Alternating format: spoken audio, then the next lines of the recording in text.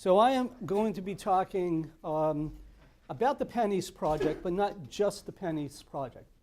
What I'm really talking about today are the acute, long-term, and cumulative impacts of any type of linear development project. And by linear development, I'm going to be focusing on the pipeline projects and the high-power transmission line projects as well. So we're going to be kind of advancing through things, but just to give you a little bit of statistics about PennEast, we're talking about a 36-inch pipeline that will have a 50-foot permanent right-of-way. Okay. However, the active work zone can be much, much larger than that, as we'll see in a minute. And so we're talking about 100+ miles of pipeline run, starting in Luzerne County and terminating in Mercer County, New Jersey.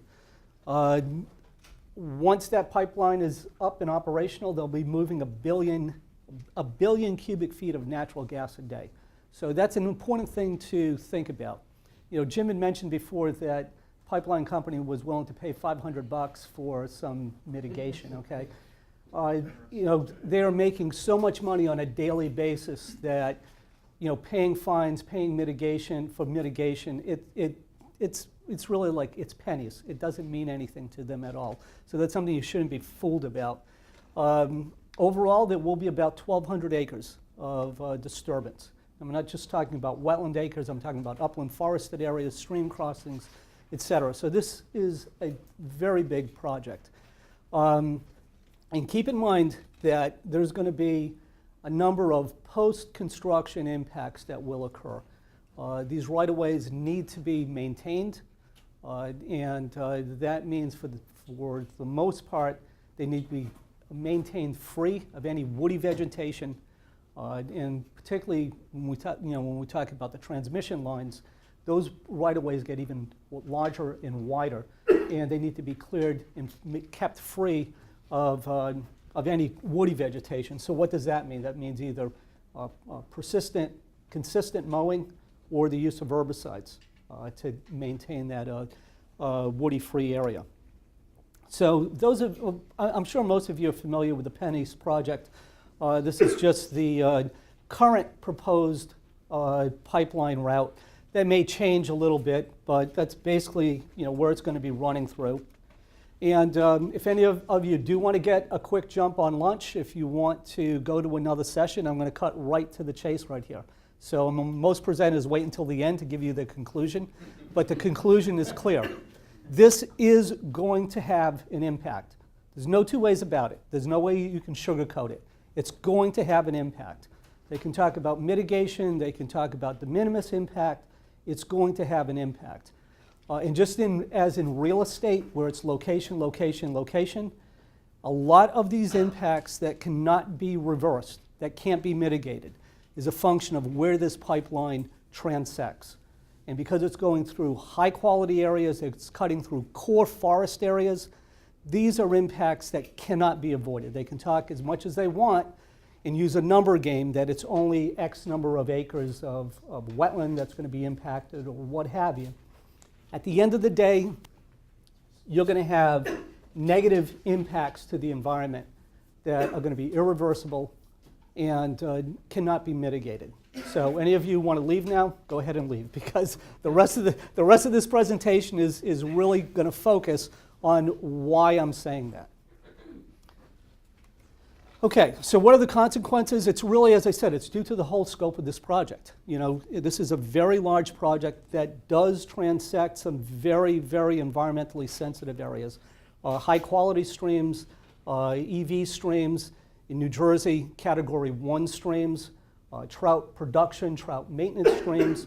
These are water bodies that are very sensitive to change. You're also talking about high-quality wetland systems, forested wetland systems that have very complex ecosystems that are associated with them, complex biotic interactions that are occurring within those ecosystems.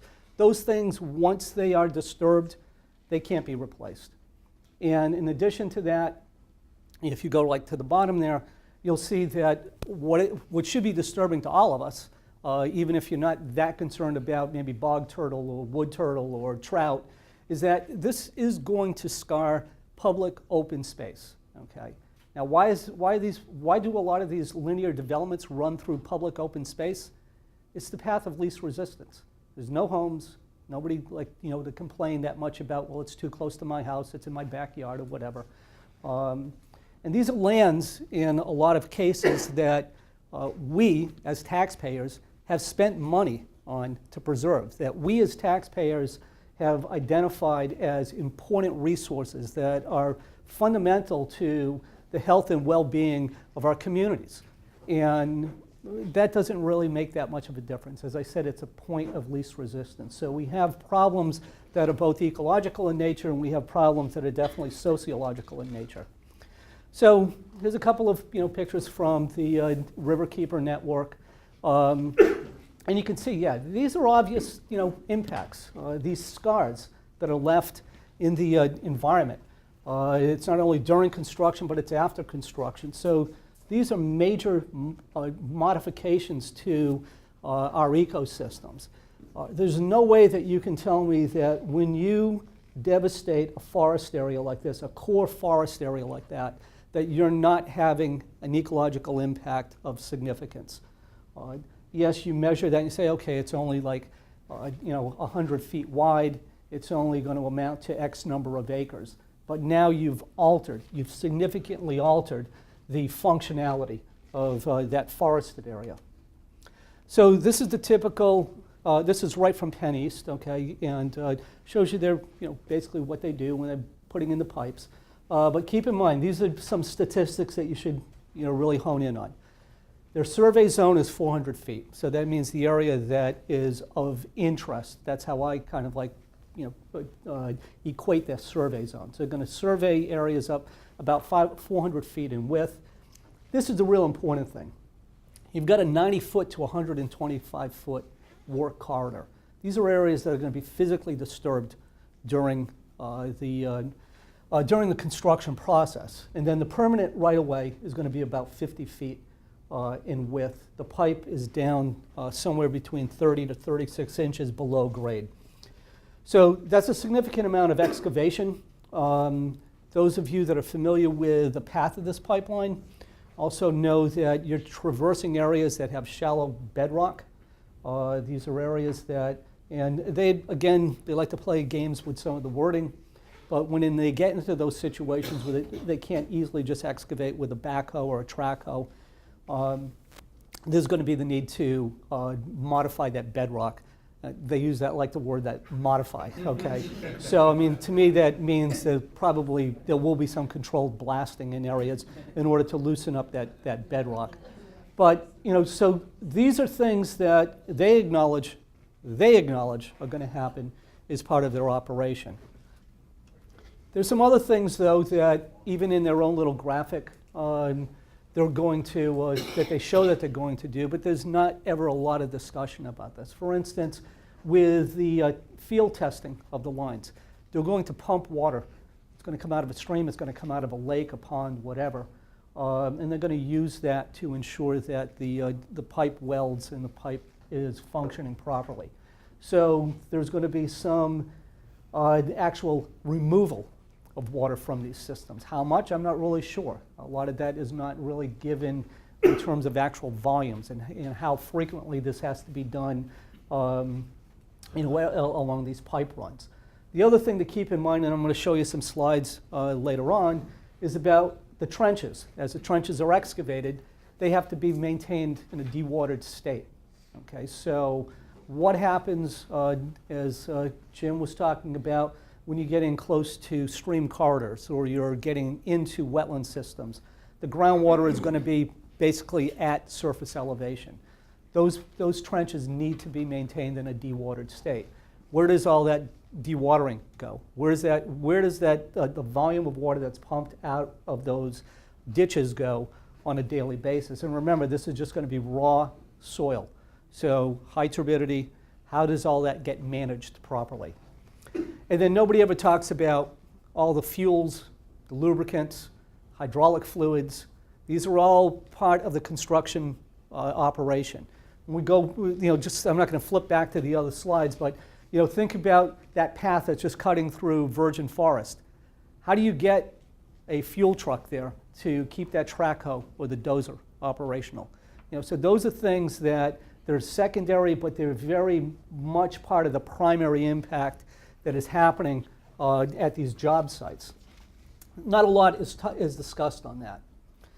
And again, this is right from PennEast. This is not, they acknowledge that there's going to be areas where they have above ground portions of the pipe, for valves and test stations and things along those lines. Each of those pads represents another impervious area. Now they're going to say, okay, we're putting gravel in there, and you can see the grass growing through the gravel and stuff like that. Those of you that are engineers, or those of you that work in these types of environments or with development, know that once that soil mantle is altered and you come in and you compact those soils to put the gravel on top of it, yeah, maybe grass can grow through it, but again, it's essentially functioning as another impervious surface. So those are small additive additional problems, but those are problems that will continue with the whole life of the pipeline. So I'm going to talk about 3 distinct but related impact categories. We're going to have acute, long-term, and cumulative. And we'll go through these. If anybody has questions as I'm moving along, feel free to ask questions. The acute impacts are pretty easy to identify, and most of us are very familiar with these impacts. And these are the impacts that, honestly, the pipeline people talk about all the time, because they're the ones that they can say we can easily mitigate this. We have measures or techniques that we can put into place to diminish the occurrence of some of these impacts, or to mitigate the severity of some of these impacts. But you're going to have acute impacts that are associated just with the basic land clearing, going out and removing vegetation, whether it's woody vegetation, it's established trees, or if it's it's wetland vegetation. There's going to be the acute impact that's associated with the fragmentation of the forest by cutting these lines, these avenues, these highways through the middle of the forest. That leads to some of the secondary or long-term impacts, but that forest fragmentation is really a big deal, particularly when we're talking about sensitive ecosystems through which this pipeline is crossing. We have stream crossings, and keep in mind with PennEast, the directional boring is going to be under the Delaware River. All these small headwater streams, all of these high quality waters in Pennsylvania, the streams in New Jersey that are Category 1, those are going to be dig and drop. They're going to excavate, they're going to put the pipe down, and then they're going to backfill. It's not going to be directional boring through each one of those streams. And as Jim pointed out before, there's not a lot of discussion about individual site impacts, and that's a travesty, because it's easier to lump all of this stuff together, even the acute impacts, lump it all together and stop playing the numbers game. Well, we're only disturbing 1/10 of an acre, we're only disturbing 5 acres, what have you. But each one of those individual stream crossings represents an impact that should be examined and looked at closely. And by NEPA, as per NEPA, and for both the Pennsylvania and New Jersey rules, that is what's supposed to be done. So if I'm Joe Blow developer, I'm going to go out and put a housing development in, and I'm going to have a stream crossing. I'm obligated to identify what the impacts are associated with that stream crossing. That's not so much the case. Here, everything sort of gets lumped together. And then we're definitely going to have destruction of wetlands. And this is just going to be, we can just look at it initially as mechanical destruction. We're going to go in, again, as Jim was pointing out, where these wetlands are going to be torn up. And I'll show you some pictures again of quote unquote mitigation. But they're going to be torn up, the pipe is going to be put back in, soil is going to be backfilled, planted, and supposedly everything is hunky-dory after that. But these are the types of things that are the acute impacts, and they're all construction related. So again, I've mentioned some of these, but these are all pretty obvious when you start thinking about the types of impacts that occur because of construction. One thing that I don't see discussed very often, or to maybe in some cases not at all, is access roads and staging areas. They will show staging areas where the equipment is going to have to come in. But keep in mind, again, when you're going through acres and acres and acres of high quality forests, how do you get machinery from one place to another? Does that mean that there's new access roads that need to be cut? Staging areas, as Jim was pointing out, seems to be no rhyme or reason with the dimensions of some of those, how they're positioned, where they're located. So these are things that become extremely troublesome. And these access roads, it's unclear if in some cases they're going to be used just during construction and then they'll be, again, quote unquote, returned to their natural state afterwards, or they'll be maintained and utilized as a means of accessing the pipeline for ongoing inspection and maintenance. Some of the other things that they don't talk about all the time in detail is disturbance on steep slope. This is another thing that bothers me. I'll show you some of the mitigation strategies that are typically discussed, but when we get on steep slopes, we have a totally different array of problems that we're facing when we start disturbing soils.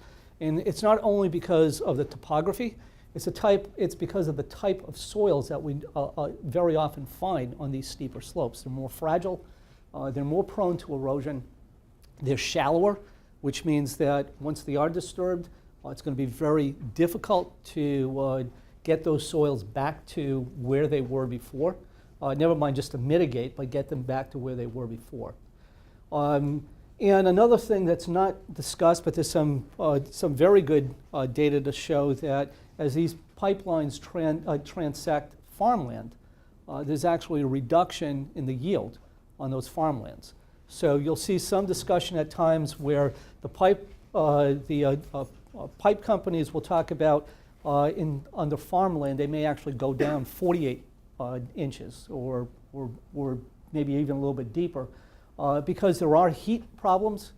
Those problems can affect the root zone and affect crop yield. One of the farmers in West Amwell, New Jersey, that already has a pipeline running through his farm, and the PennEast will again run through another section of his farm, and it's a preserved farm, by the way, too. Okay, he has quantitative data that shows that his yield is lower where he has put crop over the existing pipeline than where his crops are not. And it's largely because of heat. It's heat problems, and probably some of it may be a function of soil compaction, but the soil compaction issue for farmers is a little bit more easy to deal with. A lot of it is probably heat. These are all construction-related activities and the obvious types of impacts that we would associate with linear development. This I like. I really like this particular picture. We have the wetland boundary set up. We've got the silt fence. We've got some hay bales back over here. This area, supposedly, is restored. So this is the area where the pipe has gone through. It's been backfilled. Hydric soils have been placed back on top, been seeded or whatever. This doesn't look like a very stable environment to me, but it met the rule or the letter of the law. So those are the acute impacts, and as I said, the pipe companies are very, very astute about how to address these types of impacts, and they're going to say, well, we can mitigate. We can mitigate those impacts. We can implement different types of measures that decrease the severity of those impacts. Again, I'm going to be very blunt about this, but in reality, when pipeline companies start to say that we're going to return a site to pre-developed conditions, that is totally inaccurate. I'll just come out and say it flat out. It's totally inaccurate. If you look at any of the regulations that are in place that talk about the need for mitigation or site restoration, they do not talk about returning the site to what it was before. Okay, there's standards that are set, minimum standards, and keep in mind, again, the regulations set minimum standards. And everybody, when I say everybody, the construction folks, the pipeline folks, they're more than happy to meet those minimum standards. But when they start saying that we can return a site to pre-developed conditions, it's unrealistic, it's inaccurate, and it's very, very misleading to the public, extremely misleading. Yeah, will I have some grass there? Will I have some trees maybe growing there? Sure, but I've lost all the ecological functions and services of that system. Yep. And it's critically important for that observation that you just made, with which I completely agree, that there be no data for pre-construction conditions. Exactly. Because who knows what was in the stream or in the woods or in those wetlands before the... Right, and there's no mandate to collect those types of data. So there's nothing that says you have to have like a year's worth of baseline data. The funny thing is, if I go out and try to do some wetland restoration work, a lot of times I'm asked to actually have baseline data to work from, or I have to identify some type of representative system that with my restoration site I'm trying to duplicate. This is a perfect example, okay? Soil and sediment erosion control plans. Those are part and parcel of every single one of these types of developments. You're going to flip through the construction drawings. You'll get to sheets that have details, construction specifications and details of the measures that are going to be taken to control erosion at the job site. And so the simple and easy answer is to say, oh, don't worry, we're going to put up all the required E&S controls. We'll have everything in place. There's not going to be an impact. Here's the problem. Again, these are minimum standards, okay? A lot of these measures were developed not for extremely unique lands, like steep slopes. They're pretty much broad brush. This is what you do when you disturb a site. You put up hay bales, you put up silt fencing, etc. These things fail, and they fail on the most simple job sites. You don't have to be up on a hillside, you don't have to be close to a wetland, you don't have to be going through a stream. They fail on the most simple job sites. And when you start talking about doing E&S measures in a flowing stream system, that becomes almost near impossible. You're going to have impacts. And those impacts that occur during that construction phase are going to trickle down into the long-term chronic impacts that, as an ecologist, I'm particularly concerned with. So again, sticking with this theme, what you have to remember are these measures are preventative. They are not guarantees. There's no guarantee. You can go into the regulations. You can read what the regulations say. The regulations do not say that if you do this, you will not have an impact. It's preventative. It's mitigative. It's designed to lessen the severity of an impact, maybe help avoid an impact, but it does not guarantee. It does not guarantee that you're not going to have an impact. The other thing that it does not guarantee is that the soils are going to be returned to their original value. And so the porosity of the soils, the fertility of those soils, all that is required is that you put the soil back, have some grass growing on it, and it's stable. That's all. It doesn't have to have the same infiltration capabilities or recharge capabilities that it had before. All it has to be is green and have some grass growing on it, and stable from the standpoint that it's not visually eroding. So, and this is the most simple mitigative measure. This is the measures that are touted all the time, particularly on construction sites. We'll do X, Y, and Z. Don't worry, we're not going to have a problem. So, sticking with this theme, just to give, and my whole point with this is that mitigation is an excuse. I'll come to that slide in a minute, but it's an excuse. It's not a solution. It's not a guarantee. It's an excuse for doing something that is going to have an impact. So, for instance, like these BMPs, this is language right out of the manual. expected to achieve the regulatory standard of minimizing the potential for accelerated erosion and sedimentation. Does that say it won't happen? Does that say the site is going to be returned to what it was before? No. So going back to 3 or 4 slides before, when you have pipeline environmental, their representatives standing up and say, oh no, it's going to be what it was before. We're going to return it to what it was before. Those are extremely misleading statements, because if they meet the letter of the law, they're doing the minimum, but yes, it'll be stable, it'll be green, but it's not going to really restore the functionality of those systems. This is, again, right out of the manual, okay? Human activities typically increase the rate of erosion to many times that which occurs naturally. So within the manual itself, it acknowledges when we go out into these areas and we start disturbing the land, we are going to accelerate the erosion process. We're going to create problems. So having measures in place is a good thing. Having measures in place that guarantee there'll be no impact, that doesn't happen. So here's a picture. This is from the Riverkeeper, but this is super silt fencing. How many of you are in the construction field or do review plans or anything like that? Okay, a few of you. So you've seen specs for super silt fencing. It's essentially a chain link fence with a high density silt curtain placed along the back side of it. It is dug down into the soil so water can't wash under the below the silt curtain. But here's a failure of what's supposed to be a high level of protection. These things happen. Yes? I just have a question. You mentioned that part of the reason that the one incident was taken care of was because of citizen involvement. I'm wondering whether that's something that can be more powerful if we manage to try to get citizens more involved, Yeah. to give them the tools to do. Right. It can, but Jim mentioned the problem that we have.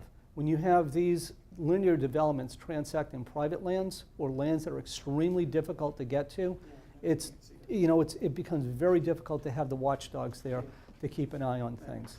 And so that's why these types of projects are particularly problematic. Construction sites are one thing. Most of the time it's easy to get to them. You can be on your neighbor's yard and look over and see what's going on. These sites are difficult a lot of times to access, so it makes it difficult. But it is a good thing. I mean, the voice of the people is often heard. But one other point with this, this is right next to a stream. So all of this fine sediment is blown out, it's washing down into a stream. So it's just not the failure in some mud over there, it's affecting the downstream. This is the Transco Pipeline. This was up in North Jersey. And I'm going to give you some examples specific to this particular pipeline. But this is their wording. This is their exact wording, okay? If you don't want to read all of that, basically just come down here. What it does is it assumes that mitigation is going to be able to address all project impacts. And again, it's not possible. And if you read carefully to what that's saying, it's what's required by state permitting agencies or the Corps of Engineers. Okay? If we can do the minimum again, it's our conclusion that the impacts are going to be minor and they're going to be temporary. There won't be any long-term impacts. But that's at a project site. We do a considerable amount of work in the counties of Passaic and Sussex in New Jersey, where some of the larger lakes in New Jersey are. And that particular pipeline, the TGP Pipeline, ran through watersheds for, just so happened, 3 of the lake communities that we've been there monitoring and managing their lakes for a number of years. And what ended up happening, and the utility people will tell you, well, it was Hurricane Irene, it was out of our control. However, they had open ditches, and they had a lot of open ditches. They had a storm event, and they had all their E&S controls in place. So what happens? The ditch gets filled, it overruns, all of the E&S controls are blown out. And Upper Greenwood Lake, Highland Lake, to mention just two, they got walloped with sediment. And arguably so, you know, and one of the points that the pipeline people made is that it's not measurable. It didn't really result in a measurable accumulation of sediment. And I'll agree with them on that. However, this happened, you know, when this happens, the whole lake turned brown. It just turned brown. So now you had all these fine sediments in the water column literally for weeks. That has an ecological impact. It may be short term, but it's an ecological impact. As those sediments settle out, they're affecting nearshore spawning areas for fish, for benthic invertebrates, et cetera. Now, well, guess what? You know, when we brought this to their attention, they acknowledged the problem right away, and they were more than happy to pay for all of the mitigative measures that had to be put in place, the silt curtains, some of the other things that were done to help quickly stabilize some of those eroded areas, to get some of the sediment that had been washed into adjacent wetlands, get those sediments under control. They were more than happy to do all of that. Why? You know, maybe all of that cost them a couple of $100,000. It was nothing. It was absolutely nothing to them. So there was no fight. You know, when we said, oh, we need to put up some silt curtains, we need to do some monitoring, fine, go ahead and do that. We'll cover all of those expenses. The community gets appeased because they see action being taken. But again, my point being is that mitigation it's an excuse. It is a way to acknowledge, yeah, we're going to screw some stuff up maybe along the ways, but we'll take care of it. From a dollar and cents standpoint, it doesn't mean anything to these projects. It's minuscule. Wetland impacts. You know, these are very much these are very much commonplace. I've just given you a couple of case studies where this has happened. You know, one with the Marcellus gas area in Lycoming County, another one out in Wisconsin. There are numerous, multiple events like this that have happened. And whether it's $150,000 or $1 million, again, the damage and the fees or the fines that are being paid really don't amount to much. When you start talking about the fact that you're moving 1 billion cubic feet of gas per day through that pipeline, this is just noise. It's noise. It really is in terms of affecting profit. Okay. This is back to the TGP pipeline, and they did get fined by DEP $175,000 for the failure of the mitigation planting.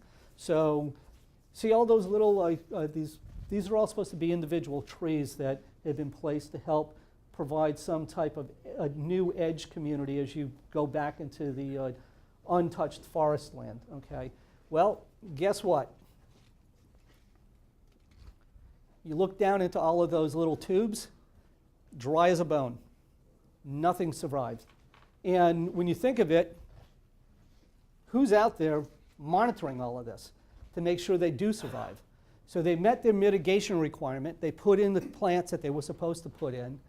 And they were fined by DEP because DEP finally went out, you know, and saw this, and they fined them. But $175,000, and they did have to replant. But what is going to be, you know, again, the success of those plantings over time?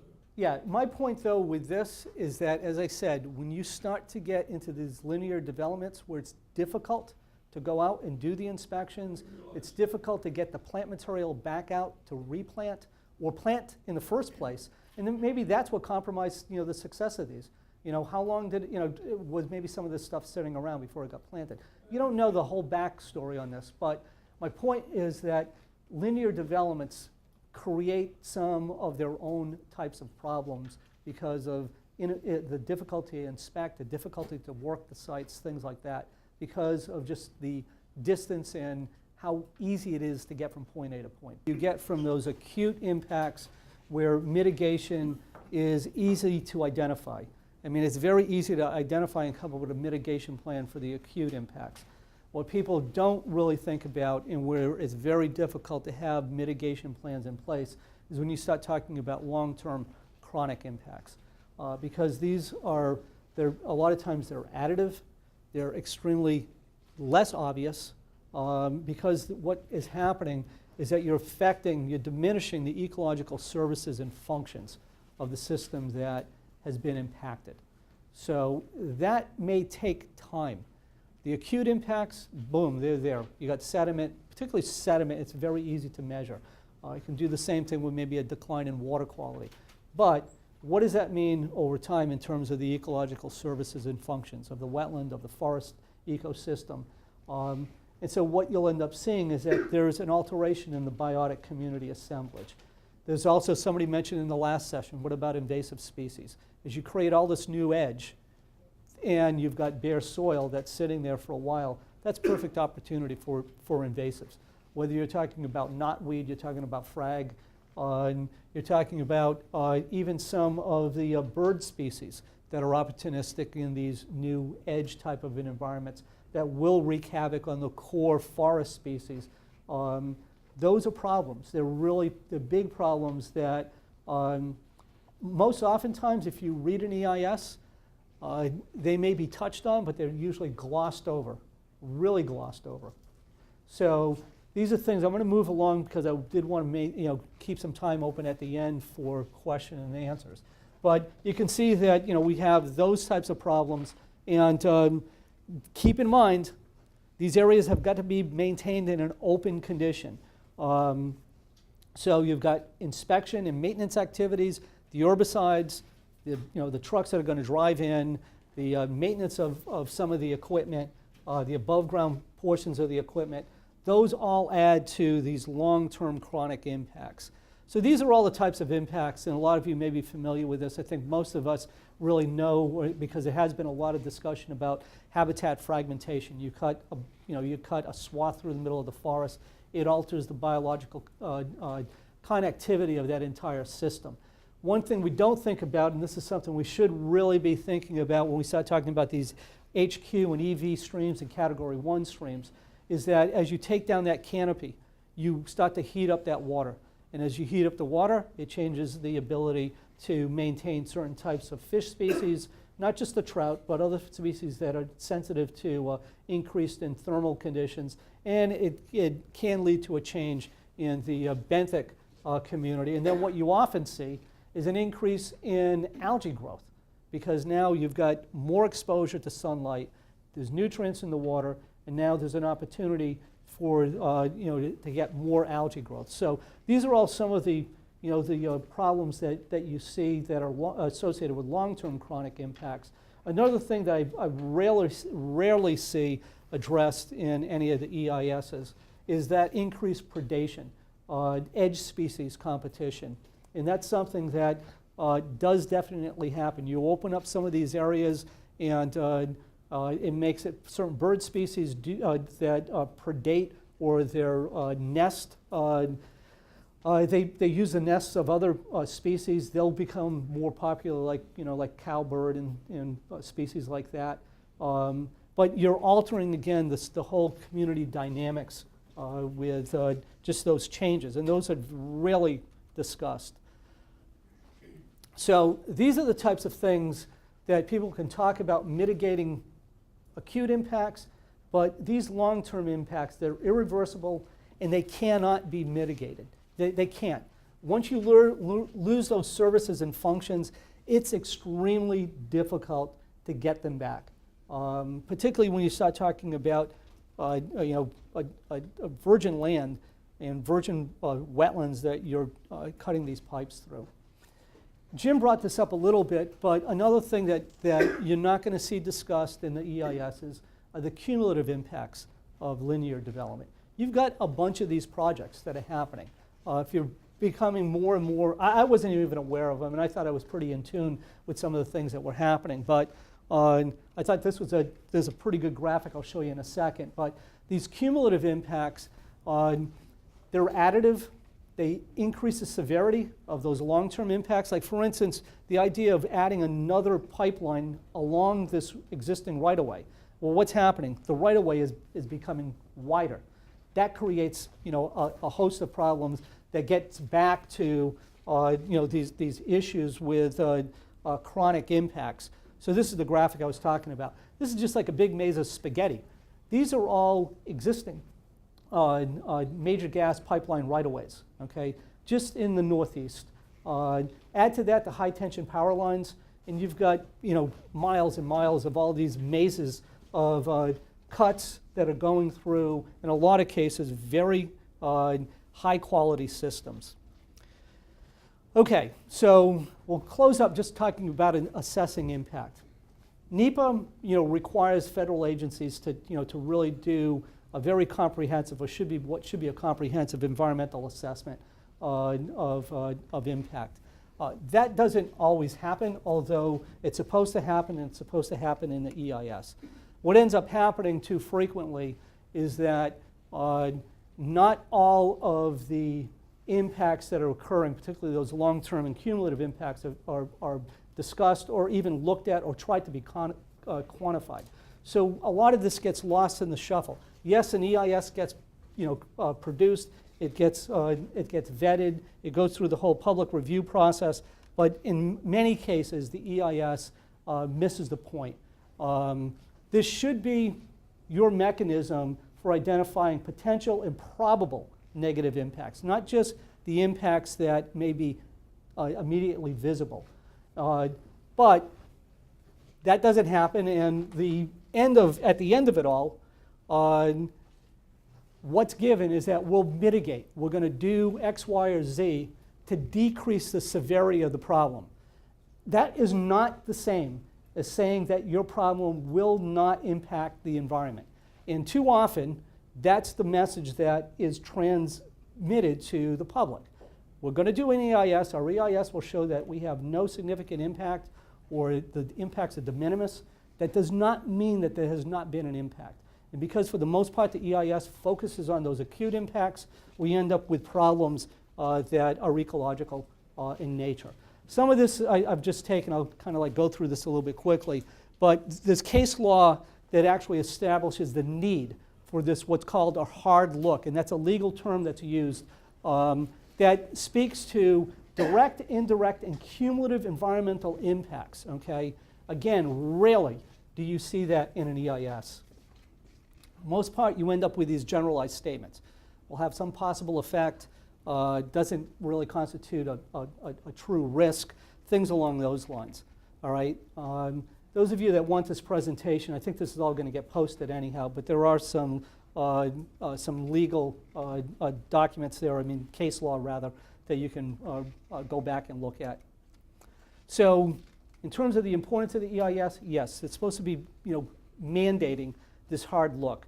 This doesn't happen. I'm going to just give you an example. We'll talk about New Jersey because I do most of my work in New Jersey. I'm most familiar with New Jersey laws. But there's three particular elements of the law in Jersey that are tied directly to the Clean Water Act, either Section 404, 303, and also 401 of the Clean Water Act. The one that I'm going to just focus on are the Category 1 streams, because the language in New Jersey regulations are very strong, but you don't see a lot of attention paid to this.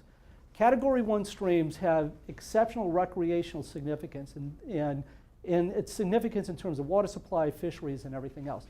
But this is in the rule. The rule also speaks to the aesthetic importance of those waters, okay? And so in terms of, and this is directly out of the rule, color, clarity, and scenic setting. So, and what the rule says is that Category 1 waters shall be protected from any measurable, including calculable or predicted changes to the existing water quality, okay? So it just doesn't mean what you may be able to see. It's what you can actually calculate or predict through modeling what could be the impact. You're not seeing this being taken to heart, okay? So these are high quality waters that are being protected, but at the same time, I think the regulators turn their back on some of this. But that language is right there in the rule. And believe me, we're going to be focused on that language when we start dealing with PennEast. Yeah, Steve, just in Pennsylvania, the high quality in the EV, it's sort of a similar thing. We see that up a lot in the Poconos. People don't even realize they're in a high quality or EV waterway and the amount of protection that that has. But like you said, it's just not considered. It's not considered. And so when you again read the rules, they talk about no irreversible changes. No changes shall be allowed. Change shall not, the department shall not approve any activity. This is where legally we want to tie this back to the Clean Water Act and say, okay, this is a FERC project. It needs to be subject to consistency with the Clean Water Act, and we can demonstrate that it is not consistent with the Clean Water Act and therefore should not be approved. Again, this is right out of the anti-degradation standard in the rules. But I mean, it's an interpretation of the rules rather from an application that was submitted in November of 2014, where it actually talked about the fact that there were certain things that were happening during construction that accelerated erosion, that was altering the functionality of that system, and as a result of that was grounds for non-issuance of a permit. So that's why these things are important. As I said, we'll be looking at this. The 401 water quality certificate, which New Jersey has to issue for the work that's being done through these streams and wetlands, that can be a cause for denial. Again, there is case law. You can go look at Connecticut, where they use the same exact approach to block the issuance of a permit. Okay, I kept you a little bit longer than I wanted to, but in summary, pipelines and other similar linear developments, they do have these multiple types of impacts, acute, long-term, and chronic. The EIS that is issued with these projects is supposed to take that hard look and not just focus on the acute impacts, but on all of these other associated additive impacts.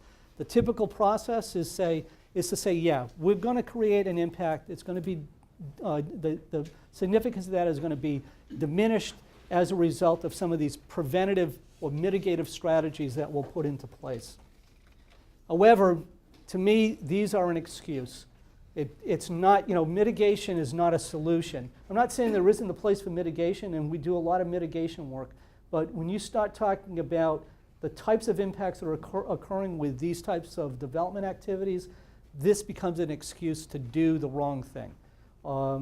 And could some of this be mitigated? Could it be prevented? Potentially, but not if they follow the standard track of how these pipelines need to be constructed and put into place. So I'll go back to like my third slide. Regardless of what PennEast is going to say or any of the other linear developments that particularly transect sensitive, unique ecological communities, you're going to end up with damages that just cannot be reversed or mitigated. Those things are going to happen, and once the pipeline's there, there's no coming back. Thank you for your attention and some very good questions.